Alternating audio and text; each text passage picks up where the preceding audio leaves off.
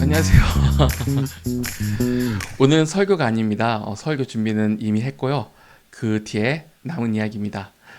설교를 준비하다 보면 공부한 것에 대략 3할 정도만 강단에 올라갑니다. 나머지 7할은 어디에 있을까요? 바로 제 노트에 남아 있습니다. 그리고 아무도 안 봅니다. 그게 좀 안타까워서 이렇게 카메라를 켰습니다. 오늘 이야기할 내용은 바로 세 가지입니다. 첫 번째, 왜 하필 결혼식으로 시작됐는가? 이거 설교에서 짧게 지나갔는데 사실 여기에 할 말이 좀 많습니다. 두 번째로는 이 본문을 제가 어떻게 봤는가? 원어를 어떻게 봤고 주석을 어떻게 비교했고 어디서 막혔는지. 세 번째, 화목제에 대해서 여러분들이 아마 모르셨을 이야기들. 이게 제일 재밌어요. 양꼬리 이야기도 나오고 신이 배고파한다는 이야기도 나옵니다. 그리고 마지막, 제가 설교 총정리, 마지막 자백이라고 얘기하겠죠? 그건 맨 뒤에 담아놓도록 하겠습니다. 이제 시작하죠. 결혼식과 화목제는 왜 이렇게 닮았는가입니다. 이건 예화가 아니라 구조가 많이 닮아 있어요. 제가 설교 서론에서 결혼식 이야기를 하게 돼요. 그런데 그건 예화가 아니에요. 예화라는 건 본문과 상관없는 이야기를 끌어와서 이해를 돕는 거잖아요. 근데 이건 아닙니다. 제가 레위기 3장을 읽으면서 계속 뭔가 익숙하다라는 느낌이 받았어요. 어디서 본 것 같은데, 그러다 어느 순간 딱 걸렸습니다. 이거 결혼식이잖아. 한번 나란히 놓아볼게요. 화목제는 이렇게 진행됩니다. 사람이 짐승을 끌고 옵니다. 흠 없는 것으로요. 회막문 앞에 섭니다. 짐승의 머리 위에 손을 얹습니다. 그리고 왜 이 제사를 드리는지 제사장이 피를 제단에 뿌립니다. 기름을 떼어 하나님께 올려드립니다. 그리고 남은 고기를 가지고 나와서 사람들과 함께 먹습니다. 결혼식은 어떨까요? 두 사람이 나오죠. 하나님 앞에 섭니다. 목사님이 묻고 두 사람이 대답합니다. 병들 때도, 가난할 때도, 죽음이 갈라놓을 때까지. 그리고 이 예식이 끝나면 밥을 먹습니다. 온 사람들이 다 같이요. 자세히 보면 되게 구조가 많이 닮아있다는 생각이 들죠. 하나님 앞에 나아가는 것, 그 앞에서 자기를 걸고 고백하는 것, 제사장이 그 자리에서 집례하는 것, 그리고 마지막에 공동체가 함께 먹는 것.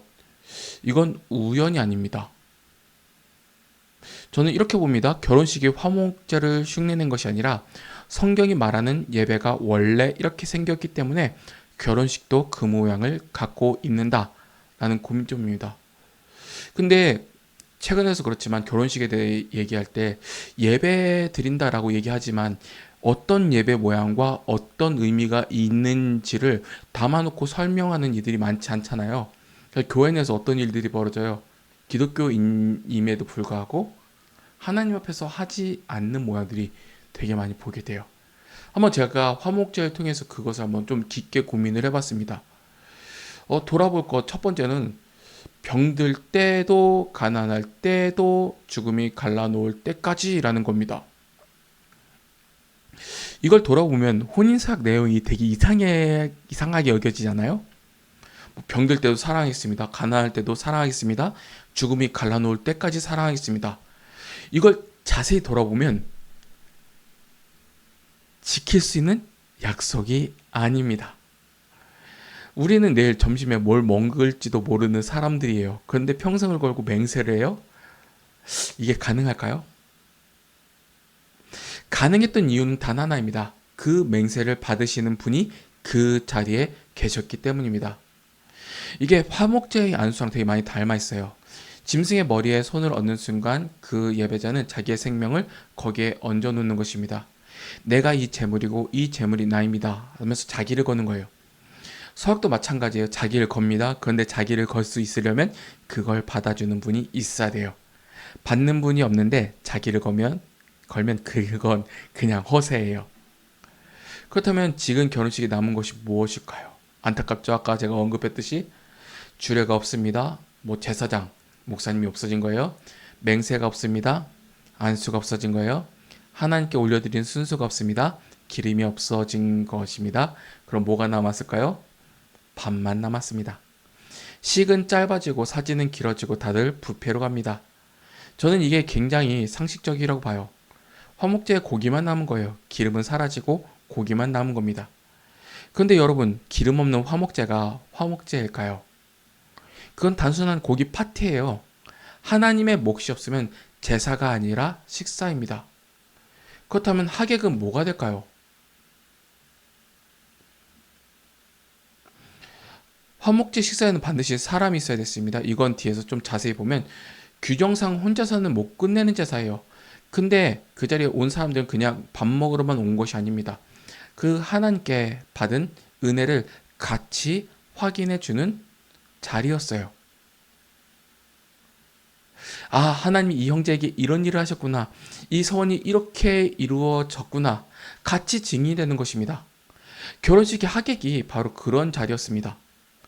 증인이에요. 두 사람이 무슨 약속을 했는지 들은 사람들은 나중에 가정이 흔들릴 때 붙들어줄 사람들입니다. 지금은 뭐가 될까요?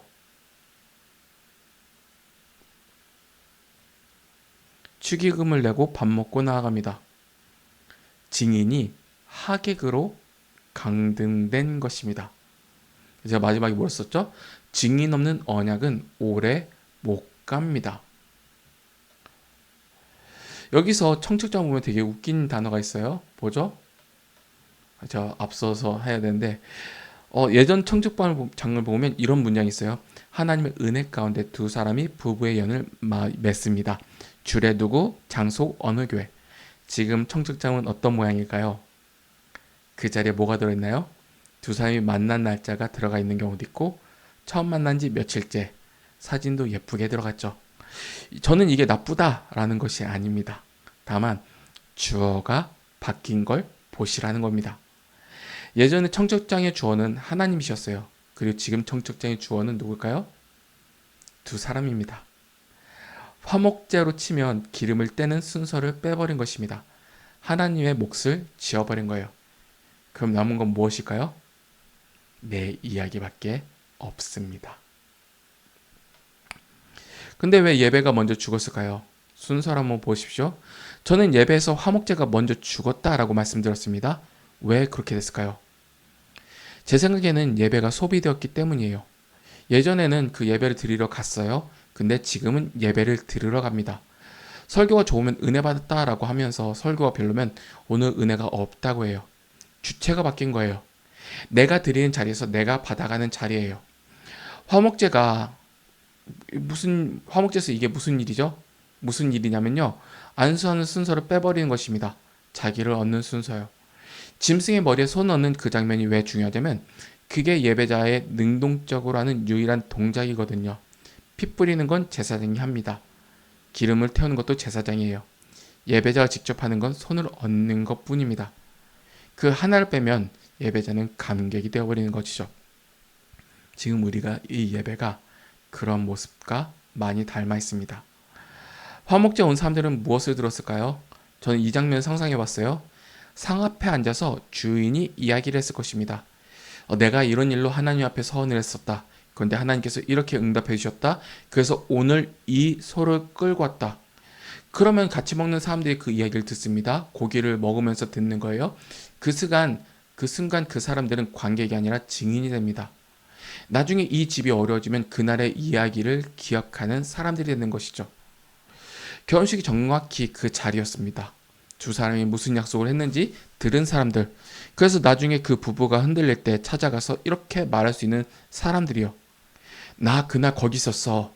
내가 뭐라고 했는지 알아? 이 사람들이 현실의 결혼식에서는 없어졌습니다. 요즘 결혼식에서 서약을 들은 사람이 몇이나 될까요? 대부분 밖에서 인사하고 사진 찍고 밥 먹으러 갑니다. 결혼식 안에서 앉아있는 사람들이 먹는 사람의 절반도 안 돼요. 그 증인의 서약은 가볍기도 하면서도 오래 못 갑니다. 화목제도 그리고 결혼도 마찬가지입니다. 그래서 이것이 제 설교 시작점입니다. 여기까지가 설교 시작점. 다시 그렇죠. 결혼식이 무너진 게 아니라 결혼식은 증상입니다. 병은 땅 데 있어요. 우리가 평소에 하나님을 내 삶의 주인으로 놓지 않고 살아가니까 결혼할 때도 하나님을 안 부르는 것입니다. 평소의 은혜를 나 혼자 소화하니까 결혼식에도 증인이 아니라 하객만 오는 것입니다. 예배에서 화목제가 먼저 죽었고 결혼식은 그 뒤에 죽은 겁니다. 순서가 이래요. 그럼 이제 여기 PPT 되게 길게 남아졌는데 이 본문을 어떻게 봤을까요? 솔직히 레위기 3장 읽으면 되게 반복되는 패턴들이 있어요. 막 반복하고 제가 이렇게 전적인 문맥을 따라서 이렇게 깔끔하게 다 정리를 했었는데 반복하는 얘기예요. 소를 드리면 이렇게 하고 양으로 드리면 이렇게 하고 염소를 드리면 이렇게 하고 반복하고 반복이에요. 보시면 이래요. 소, 양, 염소. 제가 이것에 대한 에피소드가 있거든요. 제가 이걸 팔면서 탈무드라는 책을 봤어요. 그게 이름은 정확하게 기억 안 나는데 그 제사장이 부패했을 때가 있었어요. 제사 제도가 막 부패해가지고 나라도 막 부패했을 때가 있었는데 그 왕이 그 제사장한테 묻는 거예요. 그 하나님께서 뭐 하나님이 아니라 제가 제대로 기억나지 않죠. 전 재밌게 읽었어요. 제사장님 그 소와 양과 염소 중에 무엇이 더 맛있습니까? 라고 물었던 거예요. 근데 제사장이 하나님께서는 염소를 안 받으시니까 양이 더 맛있습니다. 라고 대답을 했었던 게 기억나요. 그러고 나서 그 제사장이 처형을 당했어요. 왜냐면 왕이 질문하는 것은 화목제에 대한 질문한 것인데 그 화목제를 기준으로 그래도 하나님께서 양을 받으시니까 양이 더 맛있습니다. 라고 대답했던 게 그 제사장이 제사 제도를 모른다는 게 뽀록 났다는 거예요. 제가 이걸 저장해 놨었는데 이걸 넣었어야 되는데 안타깝네요. 아무튼 그런 에피소드가 있었다라는 탈무드에서 나왔긴 했어요. 준비하면서 별의별 것도 다 봐요. 아무튼 이어나갑니다. 되게 소양 염소는 똑같아요. 가져온다, 안수한다, 잡는다, 피 뿌린다, 기름을 뗀다, 태운다. 이것을 3번 읽으면 졸리죠. 근데 여기서 중요한 지점이 있어요. 성경이 뭔가 3번을 반복하면 그건 지루한 게 아니라 강조입니다. 무슨 짐승을 가져오든지 절차는 같다는 거예요. 부자애가 소를 갖다 오든지 가난한 사람이 염소를 가지고 오든지 하나님 앞에서 하는 일은 같습니다. 이거 알고 나니까 반복이 다르게 읽혀지더라고요. 그럼 이어서 나가겠습니다. 원어를 한번 봤어요. 화목제라고 번역된 말이 히브리어로 제바흐 셀라빔입니다. 제바흐가 희생제물이고 셀라밈이 문제의 그 단어예요. 바로 셀라밈, 샬롬이랑 어근이 같아 보여요. 그래서 전통적으로 평화의 제사, 화목제라고 번역됩니다. 근데 솔직히 화목제라는 얘기를 들어도 왜 이렇게 나왔는지 모르는 사람들이 대다수죠. 그게 안타까워요. 아무튼 뭐 그렇게 생각하시는 분이 많나요? 거의 대다수가 그래요. 근데 제가 주석을 뒤지다가 좀 놀라긴 했어요. 왜냐면 이 단어의 어원이 확정되어 있지 않기 때문입니다. 학자들이 내놓는 것은 대략 3가지예요. 샬롬, 평화제, 화목제. 둘은 나눔 계열, 친교제, 공유제, 하나님과 제사장과 예배자가 나눠 먹으니까요. 셋은 인사 계열. 이거 재밌는데 제가 뒤에 따로 말씀드릴게요. 저는 여기서 배운 게 있습니다. 우리가 화목제니까 화목이지라고 넘어가는 시점에 사실은 학자들이 100년 넘게 씨름한 흔적들이 있어요. 제가 비교한 주석은 이렇습니다. 4권을 놓고 되게 비교를 했어요. 오 하게 되는데 그렇게 외남의 NICOT 레위기 이 사람 신학적으로 정리를 되게 깔끔하게 잘합니다. 화목제를 감사와 서원과 자원 그리고 하나님의 임재 안에서 누리는 축제의 식사로 설명해요. 설교로 옮기기 좋은 언어였어요. 그리고 2번째 레빈의 JPS 주석 이 사람은 유대인 학자고 제가 이 책 타는데 진짜 비싸게 막 전집 다 샀어요. 진짜 주머니 많이 깨지겠는데 아무튼 그래요. 원어와 고대 근동의 비교에 아주 강합니다. 되게 JPS는 고약인데 구약 주석으로 나왔는데 정말 원어 주석이 강하고 제가 특히 유대인 학자라는 것, 유대인의 기준에서 바라보는 시점도 제공한다는 것에 대해서 되게 반했던 주석이에요. 그래서 제가 JPS 주석은 진짜 추천했던 거였어요. 그리고 밀그룸의 앵커 바이블 이건 두께가 두껍습니다. 제사 제도 자체를 파고듭니다. 루커의 NAC 상대적으로 간결하고 보험주의적입니다. 그리고 히브리어 본문은 웨스트민스터 레닌그라드 사본으로 대조했습니다. 주석이 갈릴 때 어떻게 하냐라는 그 질문을 하게 돼요. 실전에서 제일 어려운 부분이죠. 주석들이 서로 다른 말합니다. 그럼 어떻게 합니까? 원칙을 써요. 본문이 직접 말하는 것과 본문이 말하지 않는데 우리가 추론한 것을 분리를 해요. 예를 들어서 레위기 3장 4절에 두 콩팥과 그 기름 위에 기름을 떼라고 나옵니다. 그런데 왜 하필 콩팥일까요? 여기서 흔한 설명이 있어요. 구약에서 콩팥과 내장은 사람의 가장 깊은 감정이 있는 자리다. 그러니까 가장 깊은 마음을 드리는 거다라고 얘기해요. 저도 설교 준비를 하면서 이 이야기를 정확하게 담아 넣었어요. 좋은 해석이죠. 근데 정직하게 말하면 레위기 3장에는 그 이유를 설명하지 않습니다. 그냥 당시의 배경과 모양, 그 당시의 사람들이 이렇게 인식했습니다 라는 것을 찾아서 해석하지, 레위기 3장에서 정확히 이렇다라고 설명은 안 해요. 콩팥이 감정을 상징한다는 것은 다른 본문에서 끌어온 추론이기도 하죠. 가능한 해석이지 확정된 의미는 아닙니다. 이런 건 강단에서 좀 조심해야 돼요. 그래서 좀 약간 어렵다라는 생각이 들어요. 성경이 말합니다 라고 하면 안 되고 이렇게 볼 수 있습니다 라고 하게 돼요. 한 끗 차이인데 정직함의 문제입니다. 그리고 제가 본문을 팔 때 쓰는 방법이 주석부터는 안 봅니다. 질문부터 만들어요. 레위기 3장을 만들면서 읽으면서 이렇게 만든 질문들이 있어요. 왜 화목제는 암컷만 내는가? 왜 즐거운 제사에 피가 나오는가? 왜 하필 기름과 콩팥인가? 왜 이 제사에는 죄 이야기가 없는가? 왜 3장은 먹는 이야기를 안 하는가? 이렇게 10개 지금 적으면서 막 정리를 하는데, 그래서 주석 보는 거죠. 뭐 궁금하니까. 근데 그렇게 질문 놓고 주석 읽으면 달라져요. 저자가 하고 싶은 말을 따라가는 것이 아니라 제 질문에 답을 찾으러 가는 것이니까요. 그리고 답이 안 나온 질문은 꼭 남습니다. 그리고 그게 설교의 핵심이 되기도 하죠. 이번에 그 질문이 그래서 왜 3장은 먹는 이야기를 안 하는가? 라는 부분이었어요. 이게 놓쳐. PPT도 만들어놨는데 제가 그냥 막 넣고도 하고 이런 부분이었어요. 아무튼 그렇습니다. 솔직히 막혔던 곳이 있어요. 레위기 3장만 읽으면 왜 이 제사가 좋은 건지 잘 안 보이잖아요. 계속 태우는 이야기만 나오거든요. 기름 태우고 콩팥 태우고 커플 태우고 3장 안에 있는 잔치가 안 보입니다. 그러다 7장 가면 그림이 보여요. 거기 가면 누가 뭘 먹는지 나와요. 하나님의 목, 제사장의 목, 그리고 드린 사람의 목. 이게 중요한 교훈이었어요. 레위기는 3장만 떼서 읽으면 반쪽이 됩니다. 7장까지도 같이 읽어야 돼요. 그래서 설교에서도 레위기 7장을 막 여러 번 인용했어요. 그러면 이제 설교 대주를 2개로 잡은 이유를 한번 고민해 봅시다. 이 본문을 설교자면 보통 셋이나 넷으로 나눕니다. 제가 그래서 좀 여러 파트로 막 나누어다가 막 뭉쳐 놓았던 것도 기억나요. 왜냐하면 제가 처음 생각한 건 그거예요. 뭐 신앙적인 모습, 제가 설교를 어느 정도 뭐 잘해야 된다는 그 고민점도 있겠지만, 대지를 너무 많이 잡으면요, 이거 듣는 성도님들이 어려워하실 게 그려졌어요.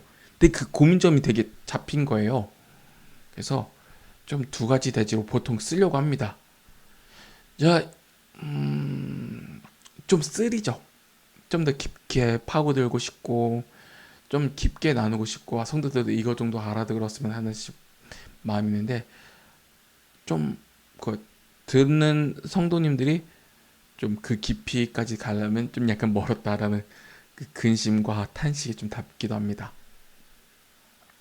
첫 번째 대지는 가장 좋은 것은 하나님 것입니다 라는 것이고, 2번째로는 하나님이 상을 차리시고 우리를 부르십니다 라는 것입니다. 그렇게 잡았어요. 내일 이루어질 것인데 좀 그렇게 잡았습니다. 이제 마지막 3부, 아마 모르셨을 것입니다. 첫 번째는 안 드려도 되는 제사였어요. 이게 제일 놀라운 지점이에요. 번제는 매일 아침 저녁을 드렸습니다. 의무예요. 속죄제는 죄를 지었으면 드려야 됩니다. 이것은 의무예요. 화목제는 안 드려도 됩니다. 레위기 7장의 동기가 3가지로 나와요.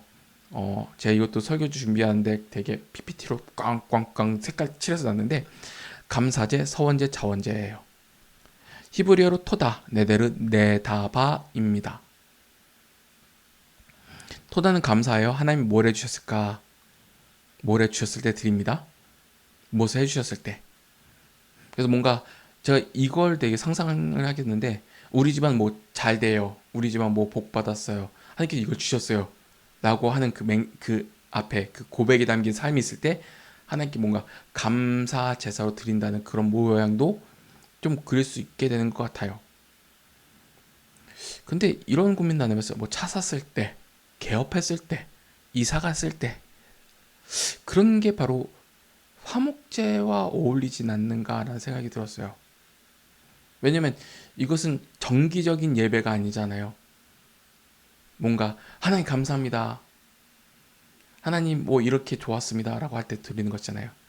그 두 번째는 서원입니다. 서원한 게 이루어졌을 때도 드립니다. 그리고 네 번째 자원입니다.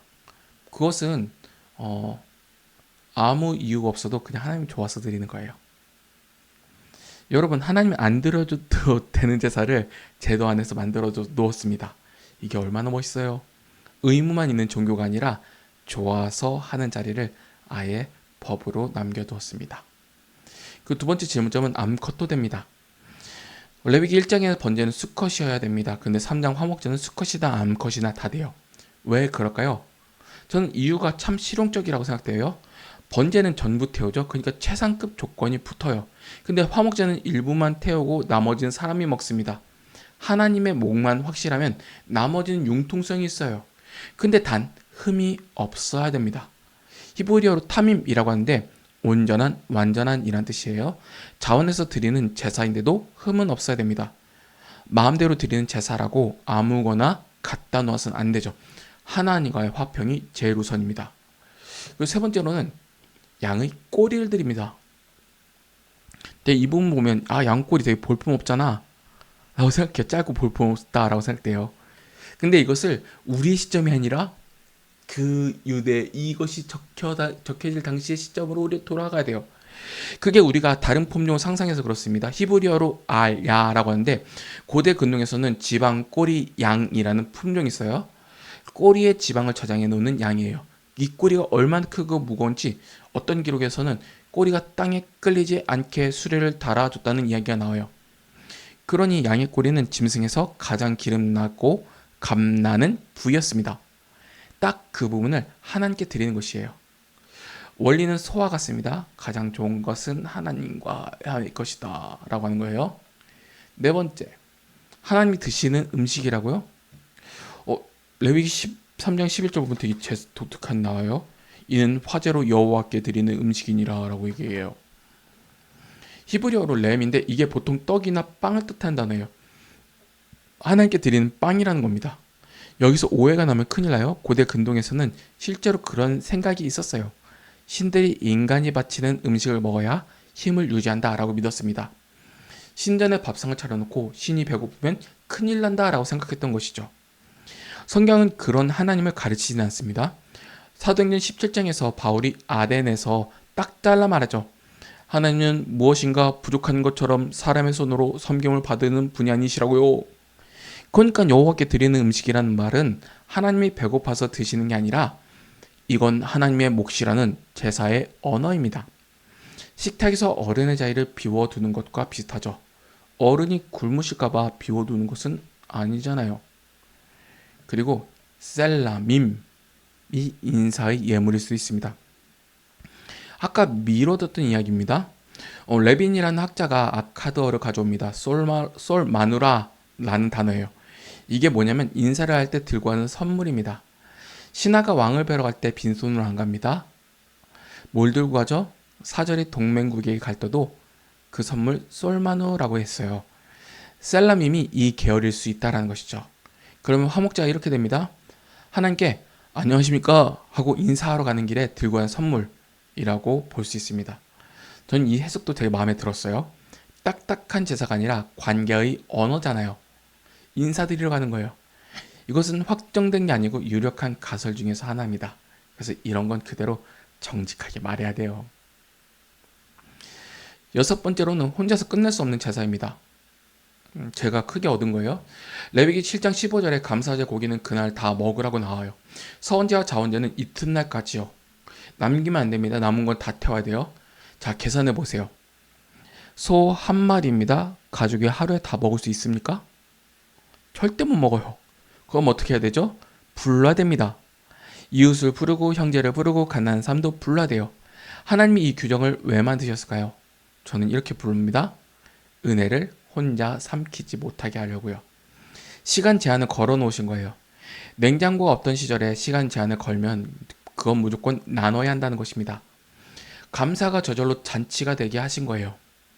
이거 정말 대단하다라고 생각했어요.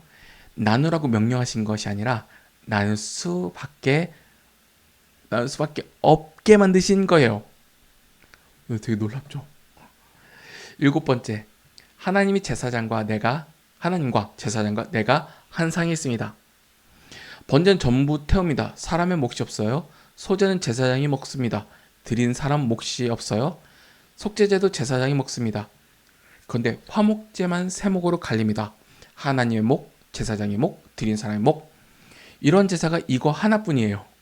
물론 하나님께서 문자 그대로 고기를 잡수시는 분이 아니십니다. 아까 말씀드렸죠? 상징적으로 보면 한 짐승을 놓고 하나님과 제사장과 예배자가 함께 앉아있는 어떤 잔치 모양이에요. 제가 결혼식의 모양 같기도 했던 그 생각이 나기도 해요. 신학자 레비는 이 자리의 목적을 이렇게 설명합니다. 예배자가 그 식사 자리에 하나님께서 귀한 손님으로 함께 계신다고 느끼도록 하는 것. 이것이 나중에 성찬으로 이어집니다. 고린도전서 10장에서 바울이 그리스도의 몸과 피에 참여하는 이야기를 하고 바로 이어서 제물을 먹는 사람이 제단에 참여하는 이야기요. 바울의 머릿속엔 이런 구조가 있었던 것입니다. 여덟 번째, 기름을 먹지 말라는 게 다이어트 명령은 아닙니다. 오해가 많아요? 기름과 피를 먹지 말라고요? 그래서 가끔 이런 이야기를 하는 분들이 있어요.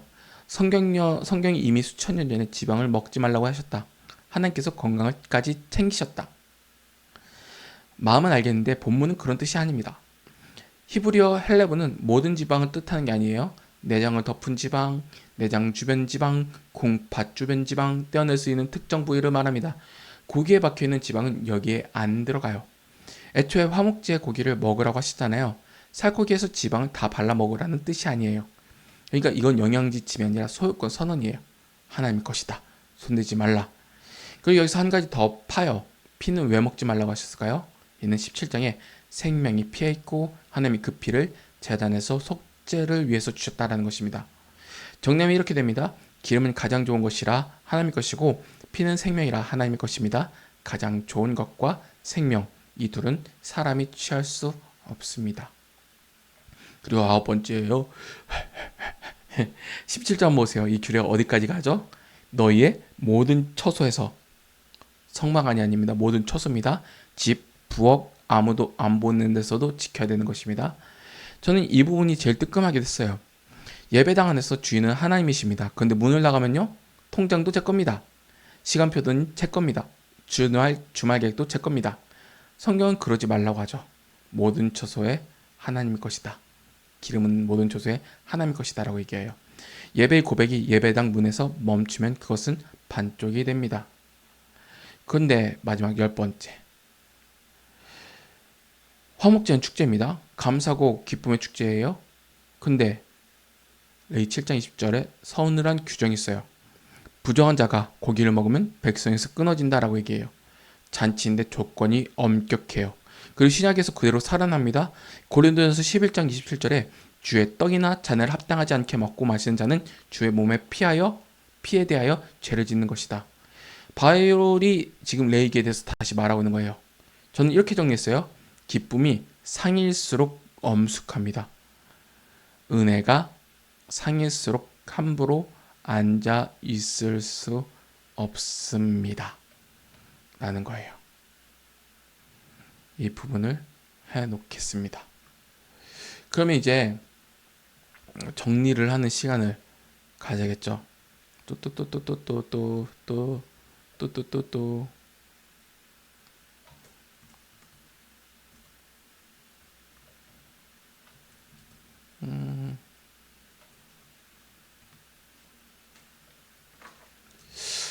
여러분들은 어떻게 생각하셨어요? 이 부분에 대해서? 되게 뭔가 어렵다라는 생각 들지만 좀 재밌게 더 깊게 파보고 싶다는 생각도 안 드시는가요? 저는 좀 그런 생각들을 재밌게 했어요. 뭐 제가 뭐 레위기 3장 모양 이렇게 봅니다. 뭐 피와 기름, 제단의 불, 식탁 그렇게 나아가는 거죠. 죽음으로 시작돼서 잔치로 끝납니다. 그리고 이게 화목제의 구조고 우리가 드리는 예배의 모양이기도 합니다. 결혼도 마찬가지죠. 생명으로 나아가는 자리로 하나님께 맡겨도 하나님 이것은 하나님께서 주신 여기 잘라야 될까? 왜 이렇게 펴갖고 이제 아무튼 그래요. 제가 잠깐 뭐 헷갈리기도 했는데 아무튼 그렇게 됩니다. 결론은 화목제는 혼자 끝낼 수 없습니다. 기름은 하나님께 드리고 고기는 사람들과 나누십시오. 그들이 이루어져야 화목제입니다. 그리고 이런 마침점을 제가 드리고자 합니다. 되게 많은 것을 수다 떨다 보니까 머리 어질어질하고 또 그래요. 그렇지만 좀 화목제가 좀 더 재밌게 좀 접할 수 있으면 좋겠다 라는 생각도 은근히 듭니다. 그래서 이만 오늘의 나눔을 마치도록 하겠습니다. 띵용.